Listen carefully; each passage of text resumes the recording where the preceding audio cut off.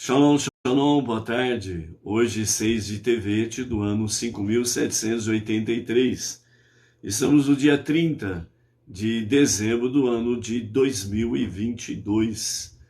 É a tarde com a Torá, trazendo a paraxá da semana e com ela trazendo as leituras diárias para a nossa reflexão, aprendizado, estudo sobre a Torá, o conhecimento, a sabedoria, o entendimento, para que nós possamos cada vez mais crescermos realmente de forma elevada em espírito e fazer com que nós possamos elevar a nossa alma a níveis sublimes, né, de sabedoria, temor e amor a Deus. Hoje é o sexto dia para o Shabbat, então nós estamos no sexto dia da semana. Com ela nós temos a preparação para o recebimento do Shabbat. Temos aí a nossa sexta leitura, que é a penúltima da semana. E então, hoje nós temos às 18 horas e 36 minutos o acendimento das luzes especiais do Shabbat. Então não esqueça de acender as luzes de Shabbat, né, em sua casa. Quando a mulher ela faz o acendimento das luzes de Shabbat em sua casa, então o Shabbat ele adentra na sua casa, na sua família. E é através desse ato sublime da mulher que realmente se estabelece na sua família, juntamente em sua casa, o Shabbat de Hashem, né? A santidade do Shabbat se faz presente em sua casa e em sua vida, ok? Baruch Hashem. Estamos aí, né, novamente com os resquícios das madrugadas do plantão, com as temperaturas que sobem e descem, e o sistema aí do organismo não está lá aquelas coisas, né? Então, vamos em frente aí nessa jornada aí, ok? Hoje, a nossa prece para o Brasil e para o povo brasileiro está no Salmo 125, né? Então, no Salmo 125 está a nossa prece de hoje, né? Não esqueça que Deus está absolutamente no controle de tudo. Seja o que for que aconteça, Deus está no controle absoluto de tudo, né? Nós não sabemos o que é o amanhã, Deus sabe. O momento, ele pode parecer turvo, ele pode parecer como uma grande tribulação. O momento pode parecer, de fato, densas escuridões, mas Deus está no controle de tudo. E, nesse sentido, nós não podemos duvidar. Aconteça o que acontecer em nossa volta diante de nós, seja aquilo de bom ou de ruim. Mas nós precisamos continuar acreditando que Deus está no controle de tudo. Amanhã é um outro dia e Deus sabe o que vai fazer amanhã. Então, por isso, não tenha medo, não tenha pavor, não tenha absolutamente receio de nada. Apenas confie em Hashem, ok? Então, a nossa prece de hoje para o Brasil e para o povo brasileiro está no Salmo 125. O Salmo 125, os nossos comentaristas, eles dizem assim: os que confiam em Deus estão sempre seguros. Ele os protege tanto dos ataques físicos quanto espirituais feitos pelos iníquos.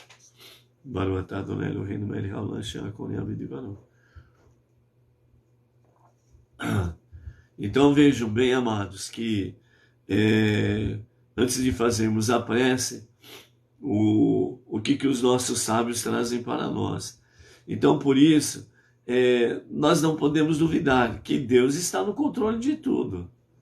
O momento pode parecer dramático, drástico, obscuro, incerto, e parece que o perverso e o mal estão progredindo. Parece.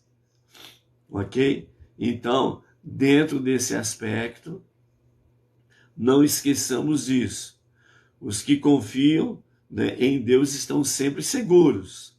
E Deus nos protege, tanto dos ataques físicos quanto espirituais que são feitos pelos iníquos, pelos perversos. Então, esse é o foco essencial da nossa prece de hoje. Ou seja, confiança absoluta em Deus. Então, a nossa prece no Salmo 125 diz assim: um cântico de ascensão. Os que depositam sua confiança no Eterno são firmes como o monte de Sião, que permanecerá inabalável para todo o sempre. Assim como um colar de montanhas contorna Jerusalém, a proteção do Eterno envolve seu povo perpetuamente. Não permanecerá o cetro dos ímpios com poder sobre a terra dos justos, para que não sejam tentados a se deixar seduzir pela iniquidade. Faz o bem, ó Eterno, aos justos e aos retos de coração. Quanto aos que se desviam para caminhos tortuosos, que o Eterno os conduza junto com todos os malévolos à sua própria destruição. E que haja paz sobre Israel. Então, amados, essa prece aqui, ela é bem clara. É um salmo bem curto, tem apenas 5 versos, mas ela resume tudo, como que Deus está no controle de tudo. Então, à medida que nós paramos de olhar diretamente para o homem como salvador da pátria, e olhamos para Deus como o único salvador, então aí nós estamos com o nosso foco no lugar correto, em Deus. E Deus, na sua infinita graça e misericórdia, Ele vai usar pessoas mais próximas a Ele para cumprir o que tem que ser cumprido. Então, assim como os que depositam sua confiança em Deus serão firmes como o monte de Sião, né, que permanecerá inabalável para todo sempre. Assim como um colar de montanhas está em torno de Jerusalém, aos quais permanecem perpetuamente. Ou seja, Jerusalém, a cidade sagrada, a capital eterna e indivisível de Israel, ela é contornada como um colar por montanhas que dão proteção a Jerusalém. Assim o Eterno está em volta daqueles que confiam nele. Assim o Eterno está em volta das pessoas que olham para cima, além das montanhas, além das atribulações, das adversidades e etc. Assim ele contorna como um escudo aqueles que confiam nele. Então, por isso, amados, o momento não é momento de medo, pavor ou algo semelhante. O amanhã é melhor do que nós possamos imaginar. Por quê? Porque quando nós confiamos em Deus e Ele permanece ao nosso redor como um escudo, no final, haja paz sobre Israel. Haja paz sobre aqueles que lançaram a sua confiança em Deus. Entendeu? Então, o momento não é, em hipótese nenhuma, para duvidar que Deus está no controle de tudo. Deus está no controle de tudo. Tenha certeza disso.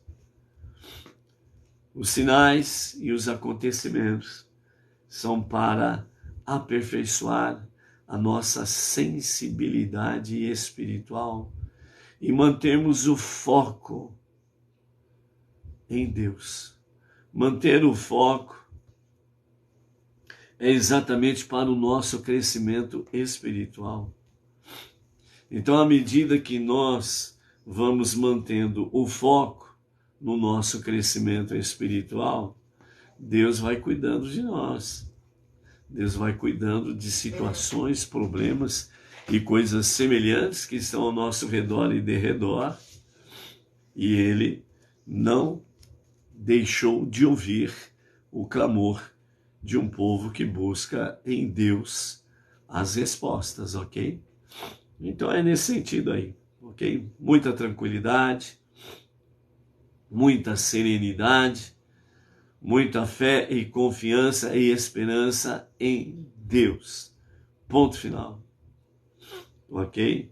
E assim, como um escudo, ele está ao redor daqueles que confiam nele e que haja paz sobre Israel e haja paz sobre todos aqueles que confiam em Deus. Baruch Hashem. Ok?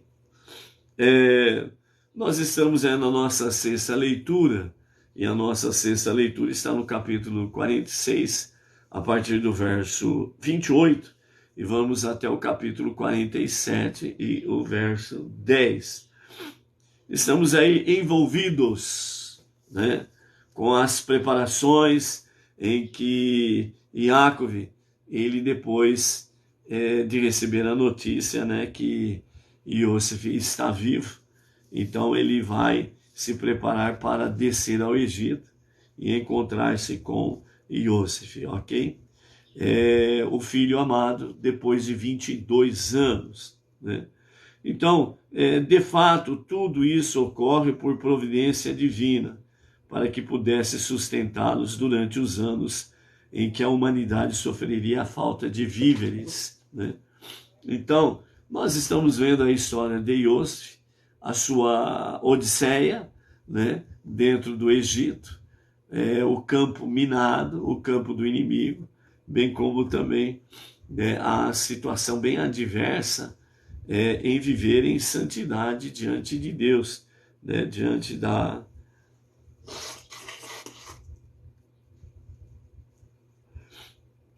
Desculpa aí, gente.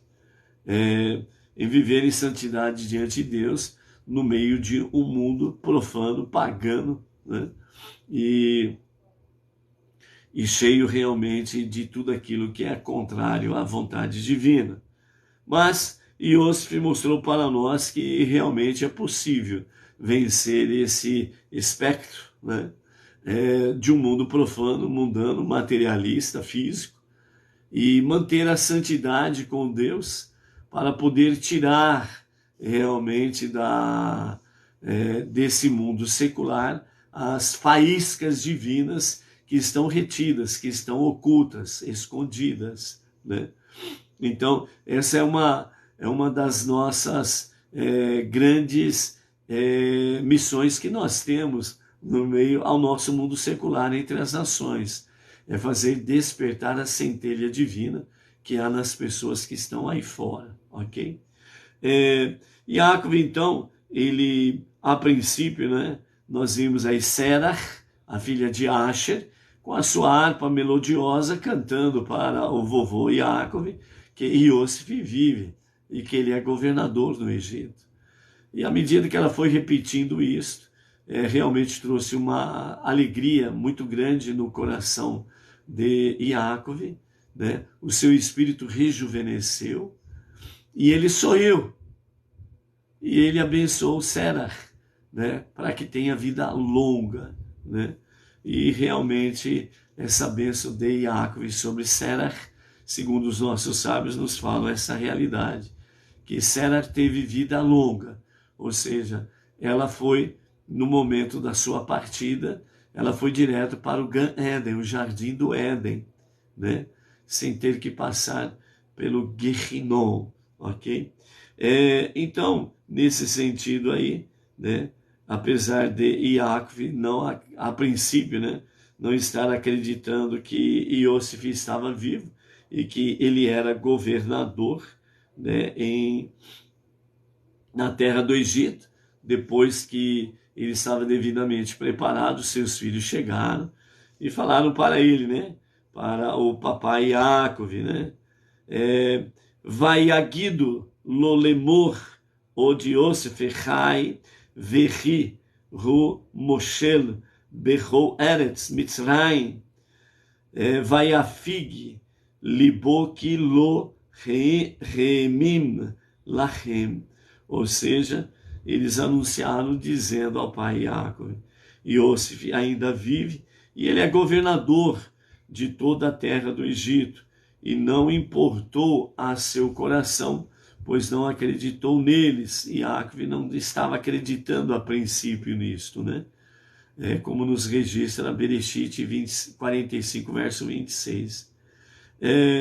Porém, né, os nossos sábios, né, eles se perguntam por que os filhos de Yaakov não contaram primeiro sobre o estado de Yosef, e sim que ele governava o Egito? Ora, o mais importante para um pai que fica tanto tempo sem ter notícia do seu filho é saber como ele está e não o que ele é ou como ele é, né? Então, segundo isso, o comentarista Ketav Sofer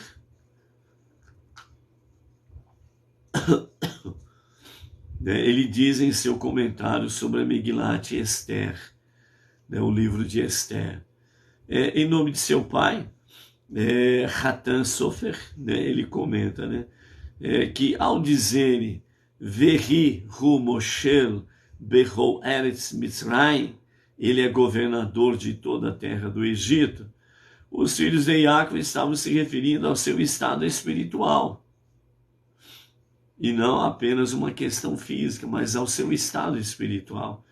O Egito, que naquela época nós sabemos que era um país em que a espiritualidade era secundária e o materialismo era o fator principal, tudo estava em torno do materialismo, das questões seculares, um mundo profano, um mundo libertino, né, idólatra e companhia limitada. Então o Egito, nessa época, era isso.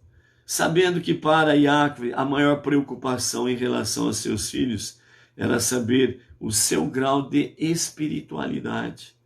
Seus filhos lhe disseram que Yosef é quem governa sobre o Egito, e não o Egito que governa sobre Yosef. Então vejam bem a finalidade da notícia dos filhos de Yaakov. Yosef é quem governa o Egito, exatamente mostrando essa realidade, o grau espiritual de Yosef para o seu pai Yaakov. Não era o Egito que estava governando sobre Yosef, era Yosef que estava governando sobre o Egito, ok? Então isso daí nos mostra, sem sombra de dúvida, essa realidade que nós temos aí diante do nosso Egito interior e diante do nosso Egito que está aí fora, as nações. Quem está governando? É você que está governando ou é o Egito que está governando você? Você está se autogovernando à luz dos olhos de Hashem e à luz da sua Torá? Ou é o mundo secular que está reinando, governando a tua vida? Então essa era a mensagem fundamental que os filhos quiseram trazer para Yaakov. Ou seja, para entender claramente que Yosef tinha controle absoluto sobre o seu estado espiritual e não se deixava levar em momento algum pelos prazeres materiais e pelo modo de vida que o Egito apresentava, oferecia, cedia àqueles que queriam sucumbir diante das suas ilusões, serem seduzidos pelas suas ilusões e se entregar aos seus prazeres. Então, Yosef, ele mantinha o controle absoluto de toda a sua vida espiritual. Era isso que eles estavam trazendo para Iago. Na sequência, né, nós temos aí de fato que Iov se manteve firme no seu alto nível espiritual, né? E nós vimos aí também, né, na nossa aliada de ontem, no verso 27 do capítulo 45, que Iov não tinha caído espiritualmente. Quando viu as carroças, né? Lembrando que carroças, a palavra no hebraico é agalote, que traz a mesma visão sobre a questão do bezerro, né? Que foi a última lição que Yaakov e Yosef tinham estudado na questão da Torá. Então Yaakov acreditou definitivamente que Yosef continuava em seu estado espiritual elevado. Então agora, quando Yaakov ele contempla as carroças, ele já não está mais limitado à notícia dos seus filhos. Agora ele estava contemplando com seus olhos a mensagem de Yosef.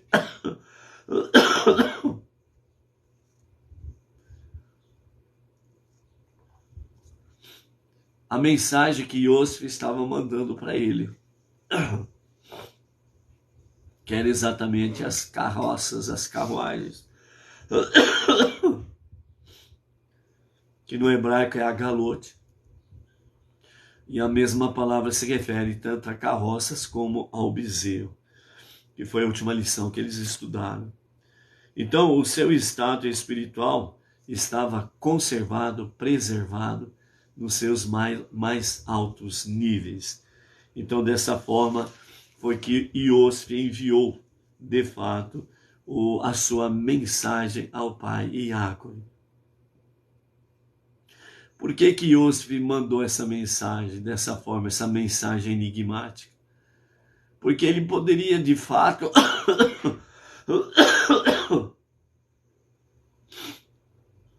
desculpa aí, gente, mas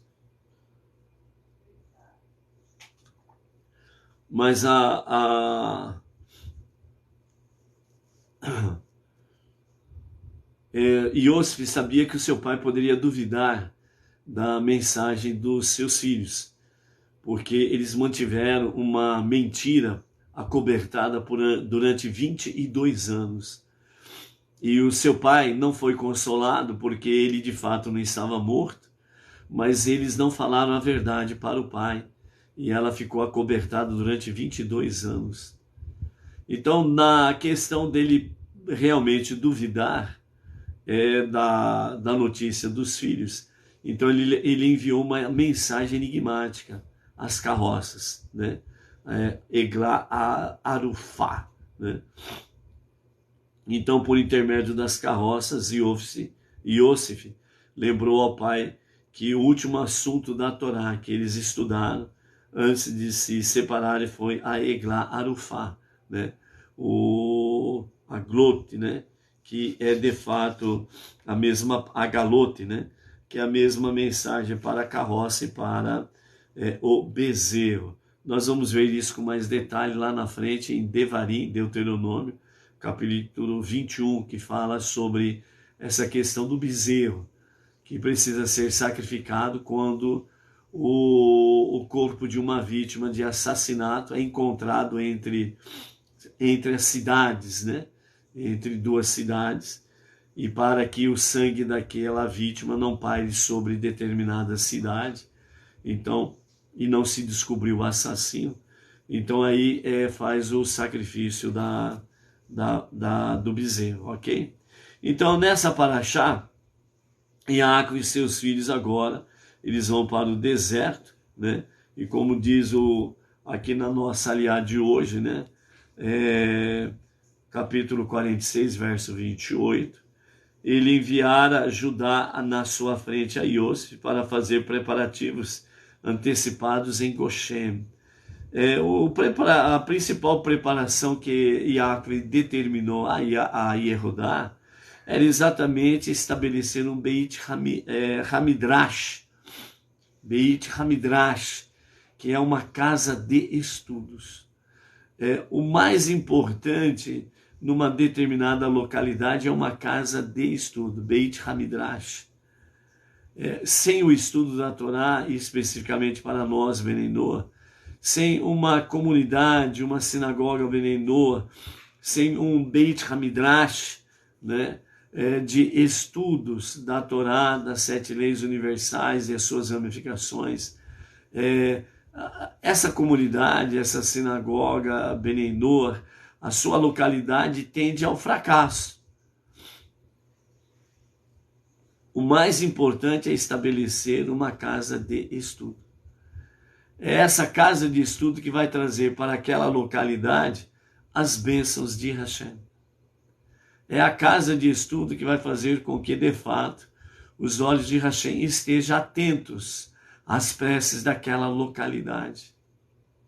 Por isso, depois da destruição do segundo templo, os nossos rabinos, os nossos mestres, têm dito, e através desses milênios, 2 milênios praticamente, né, tem dito, faça da sua vida um Beit HaMidrash, uma casa de estudo interior. Faça do seu lar um Beit HaMidrash, faça da sua casa uma casa de estudo. Faça na sua localidade um lugar em que as pessoas tenham acesso para poder participar do estudo da Torá, fazendo deste lugar, né, um salão, seja o que for, uma casa alugada ou sede própria, faça dali uma casa de estudo, porque os olhos de Hashem estarão atentos às preces daquele lugar. Então, por isso que é importante aprendermos com a lição de Yaakov, de ter enviado Yehudá à frente de todos, para poder preparar o Beit HaMidrash, uma casa de estudos. Ok? No verso 29, então, temos, né? Em honra à vinda de seu pai, José aprontou, né, sozinho a sua carruagem e subiu a Goshen para recepcionar Israel, seu pai. Ele apresentou-se a seu pai, abraçou em volta do seu pescoço e chorou sobre seu pescoço por muito tempo. Nesse momento aqui, os nossos mestres, segundo o Talmud e o Midrash, fala que quando José viu seu pai e lançou-se sobre o seu ombro, e ali ele começou a chorar, né, pelo seu pai. O seu pai, naquele momento, ele não correspondeu ao abraço do seu filho Yosef, porque naquele momento, quando ele vê, né, realmente a presença de Yosef, a primeira coisa que Yaakov observa é o semblante do seu filho Yosef. E quando ele olha o semblante do seu filho Yosef, ele vê que o seu semblante brilha, os seus olhos brilham, os nossos olhos precisam brilhar. Foi nesse momento que Yaakov, ele teve a certeza que o seu filho Yosef, ele reteve, guardou, preservou realmente a sua espiritualidade no meio ao Egito. Ele viu que Yosef mantinha o alto nível espiritual. Então, por que Yaakov não correspondeu de imediato ao abraço do seu filho amado? Porque quando Yaakov, ele percebeu isto, segundo os nossos mestres, ele simplesmente, ele eleva suas mãos aos céus e agradece a Deus, recitando o Shema. Shema Israel, Adonai Eloheinu, Adonai Echad. Ouve, ó Israel, o Eterno é o nosso Deus, o Eterno é o único Deus. Então ele faz o pronunciamento do Shema, porque ele está agradecendo a Deus que o seu filho não se perdeu no Egito. O seu filho não se perdeu no meio ao mundo perverso, profano, mundano, dos seus mais baixos níveis de espiritualidades negativas. Ele compreendeu literalmente que Iosif governava sobre o Egito e não que o Egito governava sobre Iosif. E sim, depois que ele termina o seu Shema, então ele corresponde ao abraço do seu filho. Ele abraça, chora, e os dois ficam ali abraçados por um certo tempo, né? Então, no verso 30, nós temos aí: então Israel disse a Iosif: agora posso morrer contente, depois de ver teu rosto, que ainda estás vivo. Ou seja, o que Iacob estava dizendo aqui era exatamente sobre essa questão. Naquele momento, realmente, né, ele estava, até aquele momento, ele estava ainda enlutado. A partir daquele momento, né, em que ele estava enlutado, quando recebeu a notícia, através do manto, da túnica de Iosif, lá há 22 anos atrás, que ele provavelmente teria sido morto por um animal selvagem, naquele momento a presença divina se ausentou dele. Ele simplesmente não viu o que o seu pai Isaac tinha visto, que Iosif estava vivo. Mas naquele momento em que ele recebeu a notícia foi tão impactante para ele, que a presença divina se ausentou dele, e ele não teve como ver que Iosif ainda estava vivo. E agora, né, realmente, esse luto, por assim dizer, sai completamente de Iacob. E Iacob, ele, né, é restituído a ele realmente a presença divina de uma forma mais elevada, ok?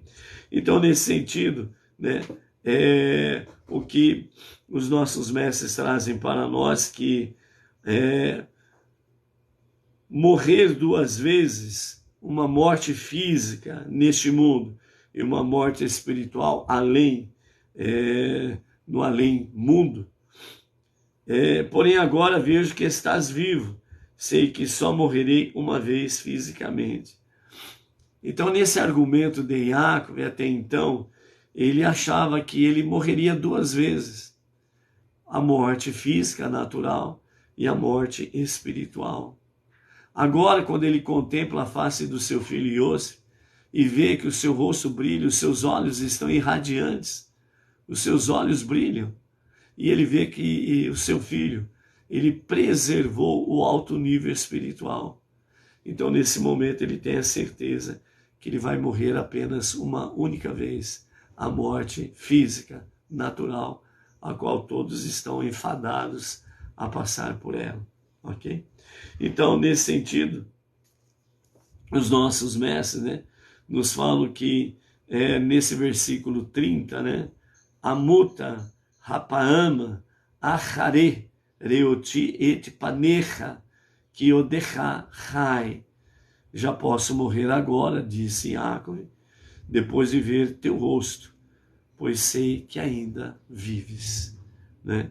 Então, o comentarista da Torá, Or Hachaim HaKodesh, ele pergunta o que Iacob conclui nesse momento que lhe era desconhecido até então.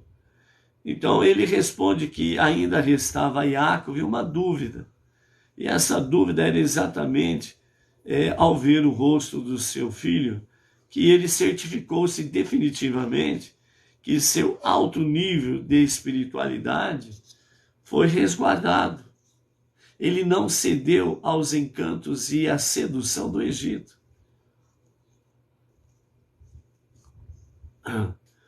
Que ele preservou seu alto nível espiritual, não se deixou levar pelos encantamentos do Egito.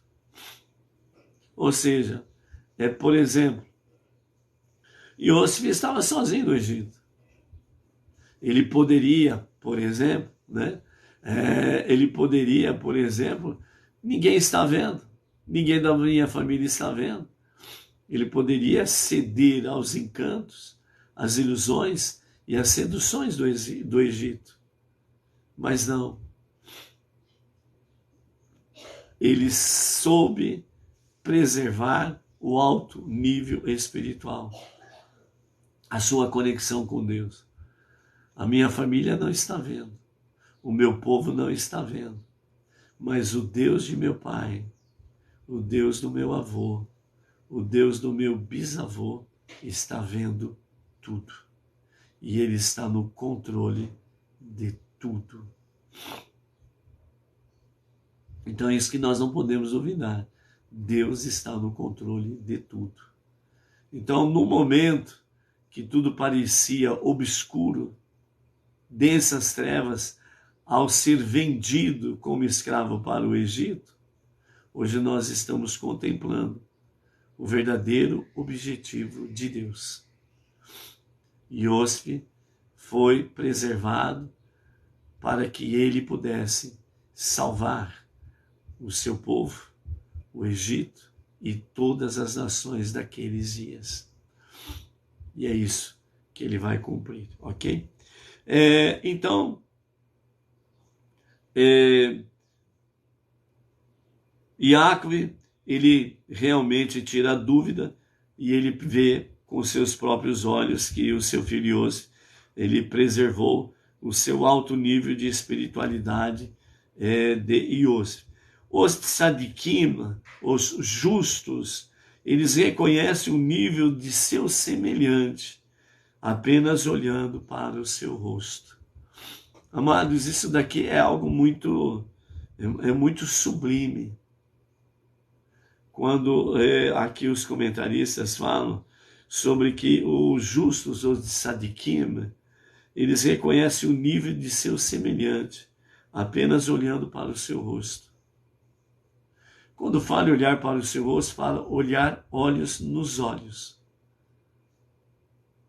E ao falar sobre o reconhecer que Iosif preservou o alto nível espiritual diante de todas as adversidades no Egito, é porque os olhos de Iosif brilhavam, o seu rosto brilhava.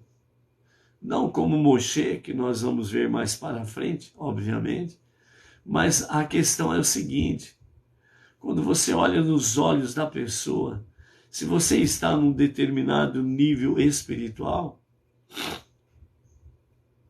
você lê o nível espiritual daquela pessoa quando você olha nos seus olhos. Os olhos brilham. Através desse brilho dos seus olhos, o seu rosto brilha. Esse é um dos nossos desafios. Diante das adversidades, diante das atribulações, diante das provas, dos testes que nós vamos enfrentando no nosso dia a dia, quando nós estamos diante de situações que envolvem uma nação inteira, e aparentemente você vê uma péssima notícia, como que você vai preservar o seu alto nível espiritual?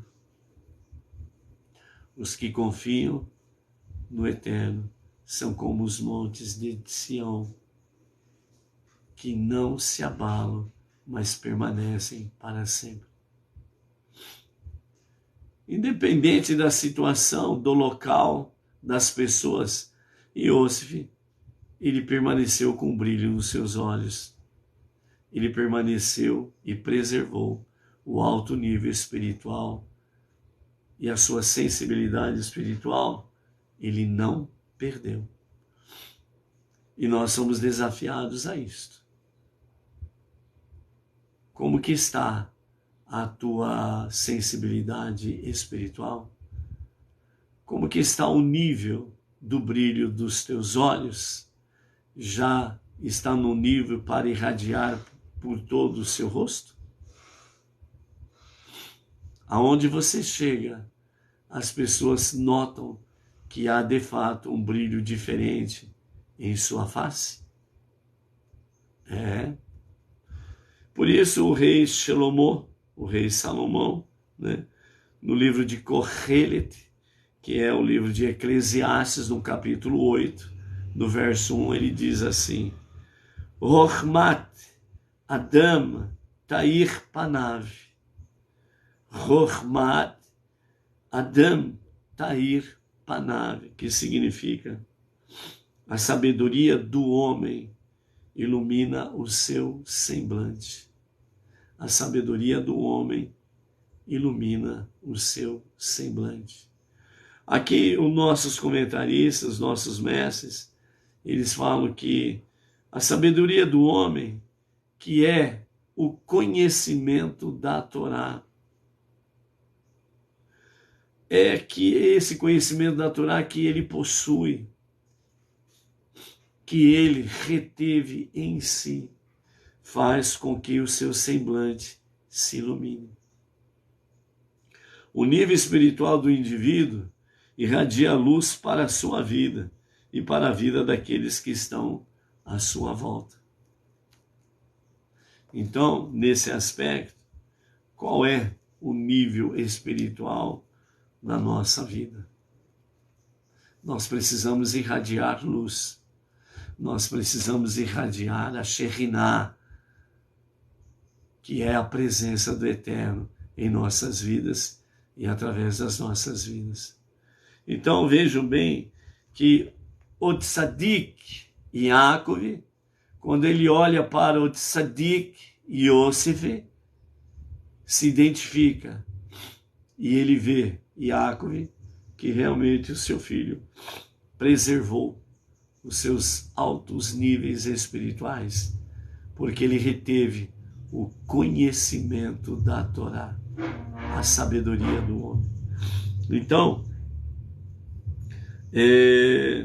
Yosef leva o seu pai e os seus irmãos para apresentar ao faraó, né? E aí então o faraó, ele conhece os seus irmãos, os seus irmãos, o seu pai, e ali, né, o faraó pergunta qual é a profissão dele. Eles falam que são pastores que cuidam de rebanhos. Então aí oficialmente o faraó, ele determina que até as terras de Goshen sejam reservadas para eles.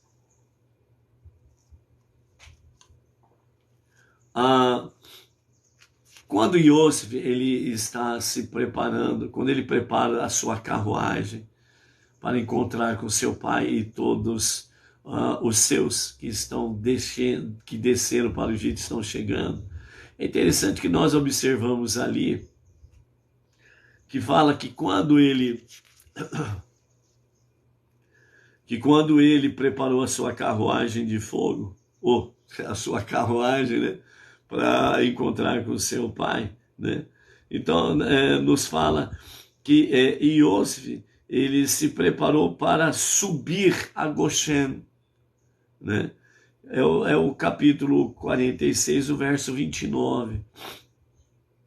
Você pode observar ali que José aprontou sozinho sua carruagem e subiu a Goshen para recepcionar Israel. Ok? Então vejam bem, eles desceram para o Egito, porque o Egito representa os níveis mais baixos os níveis mais baixos espirituais do ser humano, com as suas coisas negativas e por aí afora vai. Por que Yosef fala, aqui dentro da Torá, fala que Yosef ele preparou sua carruagem e subiu a Goshen? Se o Egito é a terra mais baixa, no sentido espiritual, fora de Eretz Israel, tudo é para baixo, ok? Subiu a Goshen, porque o seu pai e sua família já estavam chegando em Goshen, né? Lembre que nós falamos aqui, né, a posição territorial.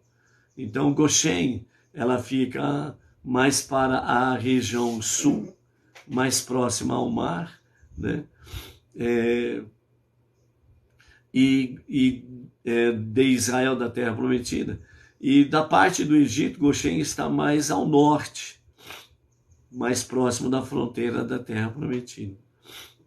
Nesse aspecto aí, nós aprendemos que aonde Yaakov, o povo judeu e companhia limitada, aonde eles chegam, eles precisam elevar espiritualmente aquela localidade.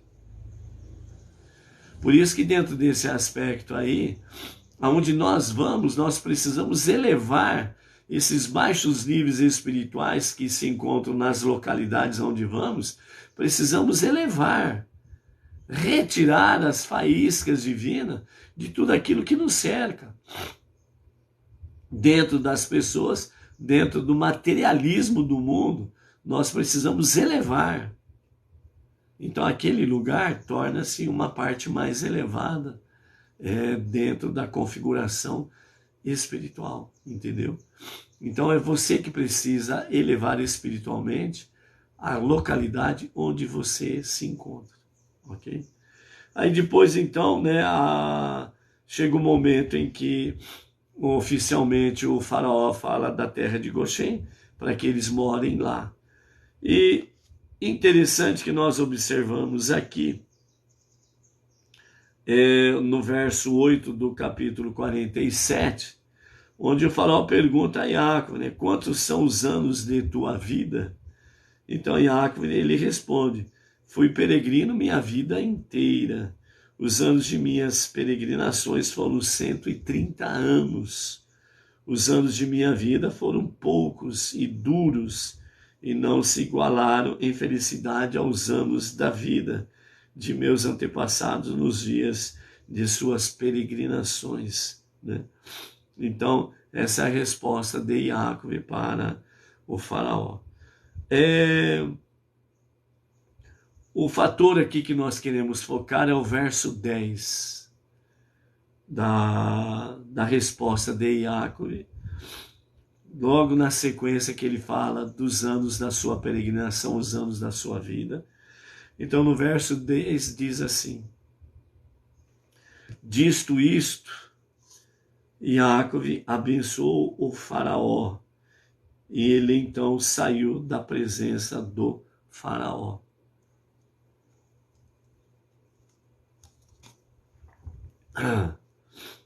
Esse momento é muito sagrado, porque é um momento em que Yaakov, ele abençoa o faraó. Ao abençoar o faraó, Yaakov está abençoando todo o Egito. E ao abençoar todo o Egito, automaticamente ele está abençoando todas as nações. Os famosos 7 anos de fome, de seca, né, de escassez, nós já vimos aí que na realidade eram para ser 42 anos. Era para ser 42 anos de escassez no mundo. O Tzadik Yosef, ele roga a Deus, por favor, para que não sejam 42 anos, mas que sejam 7 anos.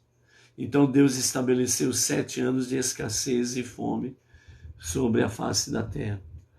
Então o que era para ser 42 veio para 7 anos.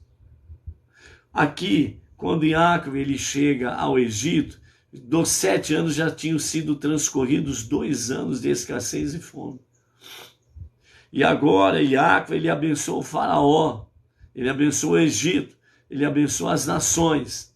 Neste exato momento, cessa os anos de escassez, de fome no Egito e para todas as nações. Porque o Tzadik Yaakov, ele abençoou o faraó, o Egito e as nações. O que era para ser 42 anos de escassez, fome e miséria, veio para 7 anos, por causa de um tzadik, Yosef. O que era para ser 7 anos de escassez, fome e miséria, com a bênção do tzadik Yaakov, veio para 2 anos. E cessou a fome, a escassez, a miséria no Egito e nas nações, por causa do tzadik Yaakov. Então nós temos aqui 2 tzadikim, Yosef e Yaakov, que converteu 42 anos de fome, 42 anos de miséria em apenas 2 anos. Então aqui fica a grande e preciosa mensagem. Deus está no controle de tudo. E você não pode duvidar disso. Não olhe para o homem, olhe para Deus. Por isso o nosso Rebbe Menahem Mendel, ele nos fala sobre focar a nossa atenção no crescimento espiritual. Então, quando Yaakov ele manda Yehudá fazer os preparativos para o Beit Hamidrash, a casa de estudos, né? Então ele está preocupado com a essência do povo judeu, a escola, a educação. Um povo sem uma verdadeira educação, ele está enfadado ao fracasso. Então, nesse sentido, né, Yaakov ele está trazendo a seguinte mensagem: que nós precisamos estar completamente alheios aos assuntos mundanos e totalmente imersos no estudo da Torá. Ou seja, os assuntos mundanos e seculares não podem dominar as nossas atenções, a nossa vida. As questões seculares do mundo mundano não podem ditar as regras para a nossa vida espiritual. Por isso, estarmos totalmente imersos no estudo da Torá foi a missão divina de Yosef, que requisitava que ele dirigisse os assuntos cotidianos do Egito. Ele não podia estar à frente da escola de Torá de Yaakov, apesar da sua incontestável retidão. Ou seja, cada um na sua função para cumprir o seu objetivo supremo. Yosef, como governador do Egito, ele não poderia estar encabeçando a Beit Hamidrash, a casa de estudos. Mas ele, na sua configuração como governante do Egito, e mantendo e preservando o seu alto nível espiritual, ele poderia continuar retirando as faíscas de santidade divina presentes no Egito, em todo o seu mundo materialista e secular. Ao mesmo tempo, Yehudá, ele envolvido totalmente com o estudo da Torá, imerso ao estudo da Torá, então ele não tinha a ocupação secular para poder ficar envolvido, né, com aquela questão, com duas coisas. Por isso, né, os nossos rabinos, o nosso próprio Rav Yaakov, ele fala, né, que aqueles que estão se dedicando ao estudo da Torá, que haja condições para que cada comunidade, cada sinagoga Benei Noach, possa, de fato, ter o seu alto nível material e financeiro para poder sustentar aqueles que trazem estudos da Torá, para não estarem envolvidos com as questões seculares e, muitas vezes, tirando o foco da imersão do estudo da Torá, mas assim possa se envolver completamente dentro do aspecto, né, do estudo da Torá e trazer uma palavra saudável, que edifica, fortalece, uma palavra realmente que venha reter sabedoria divina para com os ouvintes, os estudiosos, aqueles que são estudantes, né, da Torá. Então, é necessário que nesta lição aqui nós estejamos focados nisso daí, ok? Da mesma maneira, aqueles que desejam adotar a vocação de estudiosos ou professores, mestres da Torá, é fundamental não só que lhes seja possível, como também exigido, que estejam afastados dos assuntos mundanos, para que possam focar e dedicar-se exclusivamente à educação de nossos filhos, sem qualquer distração. Então, a atitude de Yaakov, de enviar Yehudá à frente para preparar o Beit Hamidrash, é exatamente isso. Para que a casa de estudo, a casa de educação, a escola, ela seja forte na educação dos nossos filhos, na educação do aprendizado da Torá, desde o mais pequeno até o mais velho, dentro da nossa configuração de Benei Noach, que não nascemos num lar judaico e também não fomos educados dentro dos parâmetros da Torá, os 5 primeiros livros da Bíblia, mas as 7 leis universais, que nós possamos de fato, né, estarmos aí nos dedicando a essa realidade diante da nossa configuração atual. Então, focar a atenção no crescimento espiritual é importante.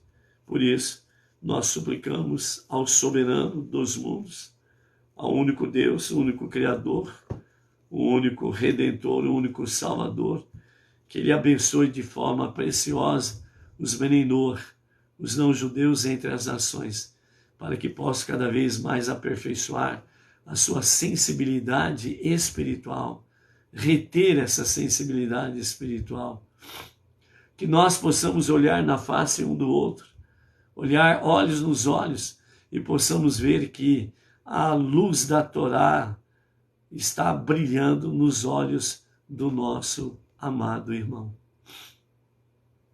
Por isso, amados, nesse momento, né, que nós não nos esqueçamos o Salmo 125 e a nossa sexta leitura de hoje, o Beit Hamidrash, a casa de estudos, ok?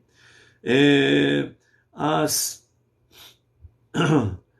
18h36, então, né, as mulheres, o acendimento das luzes de Shabbat, né, e aí oficialmente vai entrando na casa, na família, através do acendimento das luzes que as mulheres o fazem, né, está adentrando o Shabat na sua vida, na vida da sua família e da sua casa, ok? E a partir das 20 horas, né, nós estaremos ali na Sinagoga Benei Noach, Jardim Silvestre 2, Bauru, São Paulo, juntamente com o nosso emissário Emerson Felipe da Silva.